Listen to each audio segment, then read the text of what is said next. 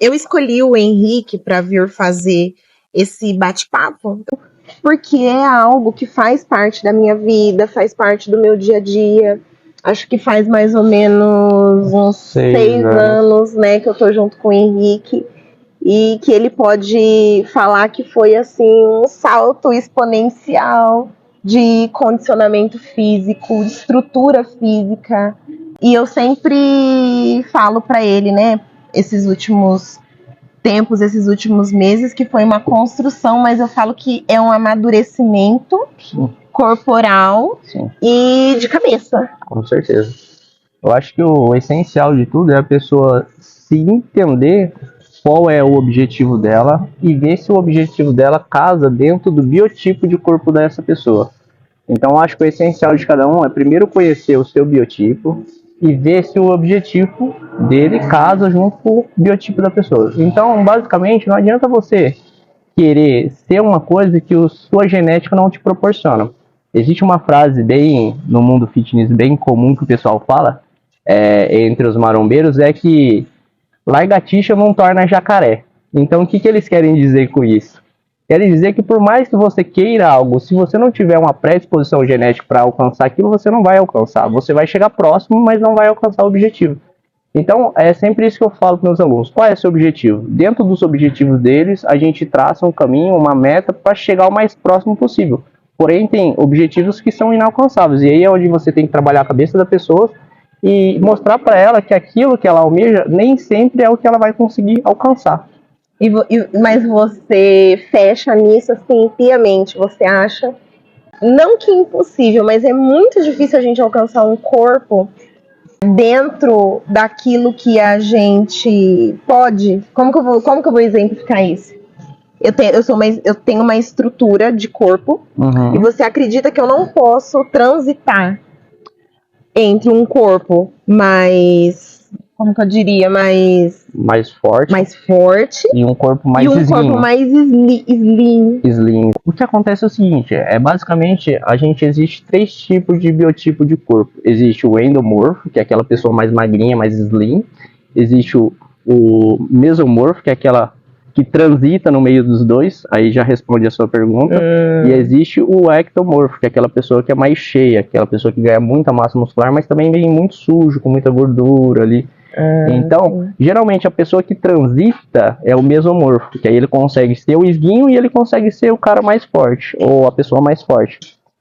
Geralmente quando ele é o endomorfo, ele não consegue transitar, ele não consegue ir lá e ganhar muita massa muscular, porque o próprio biotipo dele limita isso. Então, assim, o trabalho que você vai ter para chegar num nível razoável com ele vai ser muito mais árduo do que se ele fosse um mesomorfo. Entendeu? Que já tem essa predisposição. Então, a genética, por mais que ela influencia de 5 a 30% ali nos casos, ela tem um peso muito grande no tipo de fibra que a pessoa tem, na disponibilidade que ela tem. Então, você vai perceber um exemplo clássico disso. Por que os quenianos eles têm uma predisposição à corrida melhor do que os outros atletas que são de outras etnias? Porque ele já tem uma predisposição de fibra para aquela modalidade. Então, ele já é específico para aquela modalidade. Então, quando você lapida isso, fica muito mais fácil deles serem de ponta do que uma pessoa que não tem esse tipo de predisposição. Mas todo mundo consegue modificar. Consegue. Todo mundo consegue sair do, como se diz, né, do estágio zero ali. Não, com certeza. Daquela crença que, eu sempre fui gordinha, ou eu nunca consigo perder essa gordura e transformar tudo em muscular. Exatamente. Muscular. O que acontece, Naide, é o seguinte, as pessoas elas têm que entender que isso é um conceito que as pessoas tinham o seguinte, elas ficavam muito voltadas na questão do eu sou assim, eu tenho que me aceitar assim, porque síndrome da Gabriela? Porque minha mãe é assim, porque minha avó é assim, eu tenho que me aceitar assim, mas não é. A gente fala hoje em dia que 60% do que influencia é o meio ambiente. Sim. Tá? Que é o que você faz, o que você come, aquilo que você almeja. Então, assim, quando você mentaliza uma coisa, você trabalha para aquilo, geralmente você pode até não chegar lá, mas chega muito próximo. Entendeu? Então, a gente vê casos aí onde pai, mãe, avó são todos obesos e a pessoa lá é uma pessoa teoricamente magra, mais saudável, mais ativa. Por quê? Porque ela quebrou aquele padrão, entendeu? Quebrou aquele ciclo. E a genética é justamente isso. A genética, imagina que fosse um livro, onde você escreve uma página todo dia desse livro. Sim. E você entrega para o seu filho aquilo que você mais escreveu. Então, assim, se você é uma pessoa ativa, geralmente você vai entregar para ele a predisposição a ele ser uma pessoa ativa. Sim. Você entendeu? Então, assim, você pode quebrar esse padrão genético fazendo o quê? Mudando a rotina, que é o meio ambiente. E eu percebo, assim, né, do que as pessoas às vezes já sabem, ou é interessante elas saberem, que é durante a infância que a gente faz esse acúmulo desnecessário de gordura. Sim. Então, é na infância em que aquela criança come exageradamente muito açúcar, não pratica nenhuma atividade física, e é onde ela vai ganhar aquela memória celular de gordura. Sim. Então, mesmo que ela emagreça ali, durante aquele período, aquelas células gordurosas, elas vão continuar ali. Então, o primeiro momento que elas tiverem ali um sobrepeso, aquelas células estão ali e voltam a crescer. Com certeza. A gente fala que, tanto é, que o tecido gorduroso ali, o tecido adiposo, ele é um tecido onde que ele só desenvolve, você não perde ele. O que acontece são as células, elas crescem até 1,4 miligramas de gordura, depois disso, elas tendem a se multiplicar, porque ela não tem mais espaço. E essa multiplicação, quando você perde peso, ali a gordura, a célula continua, ela só perde o estoque dela. Então, a probabilidade dela voltar a encher é muito maior do que você desenvolver novas células. Então, por isso que vai ver muitas pessoas que têm aquele efeito sanfona. Perde peso, ganha peso, perde peso, ganha peso com certa facilidade. Por quê? É só encher os estoques, não tem que desenvolver novas células, entendeu? E o desenvolvimento dessas novas células tem um grande perigo nisso, porque pode acontecer de uma dessas células vir com material genético faltando, onde desenvolve os tumores, os cânceres. Por isso que você vai ver, o câncer desenvolve mais em material adiposo do que em músculo. Por que músculo não desenvolve câncer, teoricamente? Por quê? Porque o músculo, você não aumenta a quantidade de células, você aumenta o tamanho das células. Então, se não tem divisão celular, não tem como desenvolver um tumor.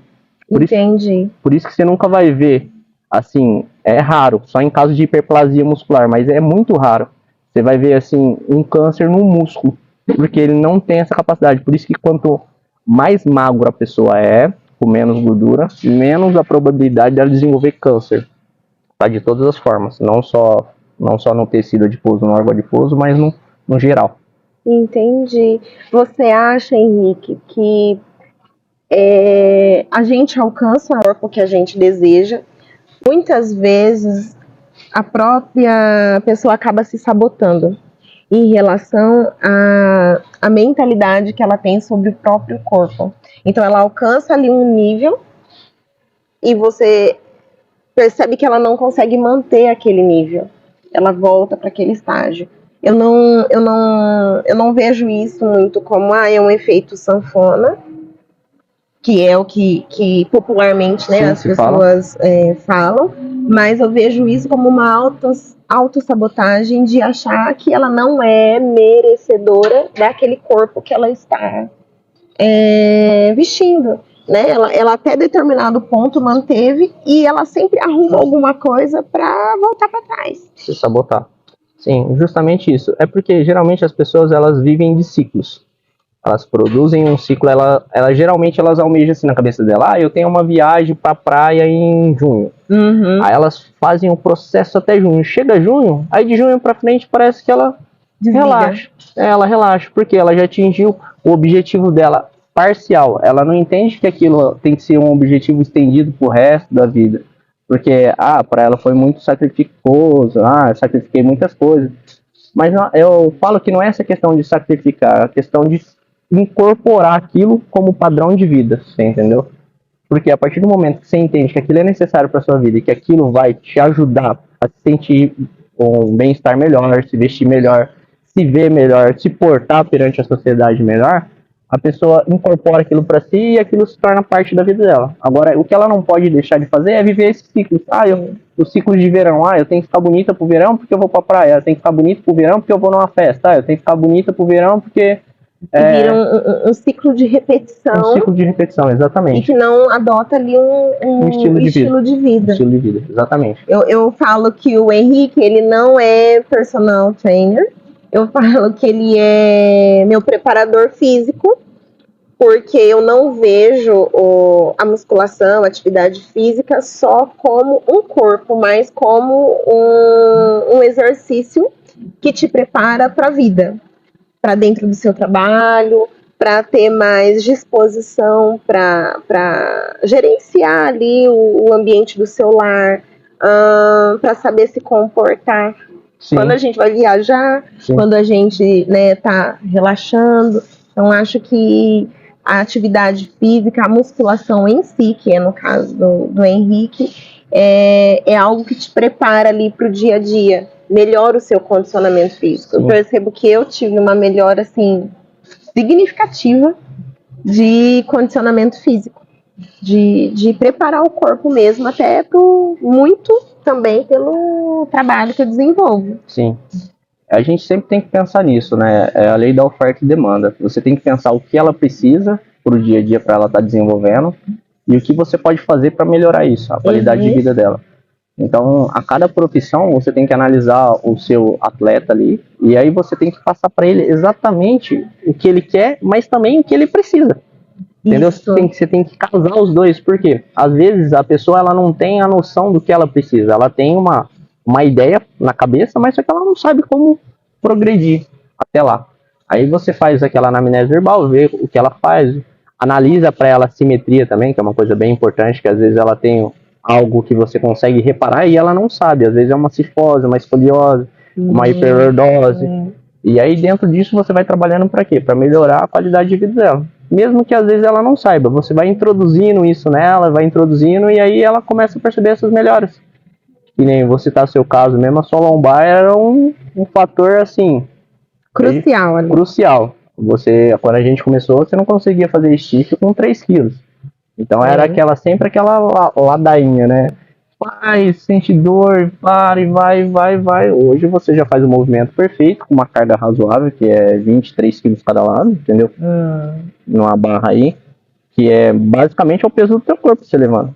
Então, porque, assim, eu gosto, dou ênfase e eu acho que a gente tem que ser muito técnica, eu acho. Aí o Henrique, ele entende isso também.